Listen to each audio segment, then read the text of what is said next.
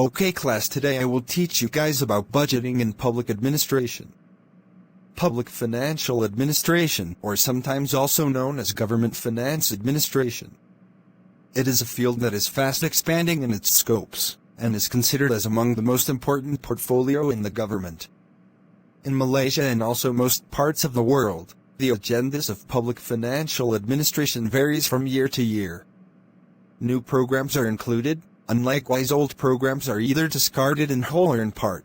Sir, may I ask you a question about the definition of budget and public budget? Yes, you may ask me a question.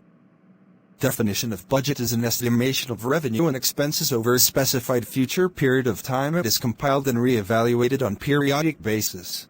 Oh. How about definition of public budgeting?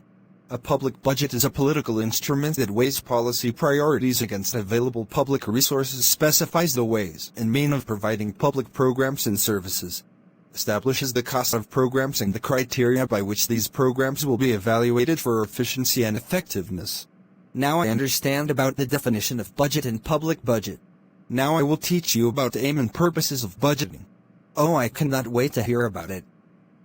The aims and purposes of public budgeting are many. However, most scholars agree that it should consist of namely example estimation of capital or funds requirement, determination of capital composition, choice and sources of fund, investment of fund, management of revenues, management of expenditures, and the financial control.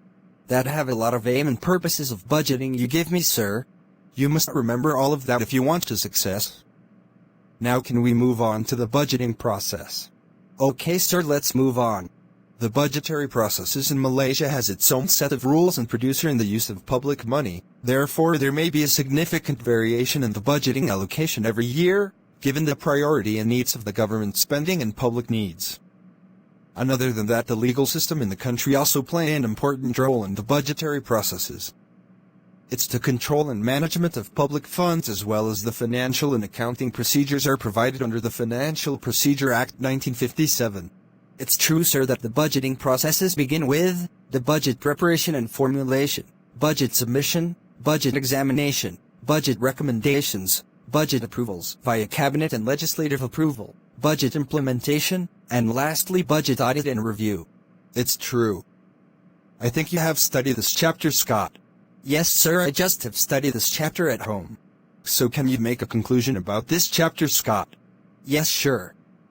The methodology of public finance administration is an ongoing struggle and endeavor to ensure the efficiency and effectiveness in the public sector, so as to attain sustainable national development, economic prosperity, and social equity.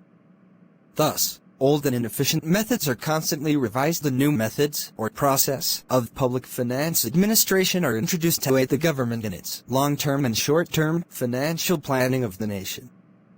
Lastly, a proper understanding of these are important for policymakers, politicians, and administrators to continue to contribute meaningfully to the development and prosperity of the nation as whole, while ensuring a more transparent and accountable public finance administration. Wow, I am impressed with you, Scott. I hope you get a nice result in your final exam. Thank you, sir. Now I just finished to teach you about the budgeting in public administration. So good luck in your final exam. Class dismissed. Thank you for watching. Please subscribe our video.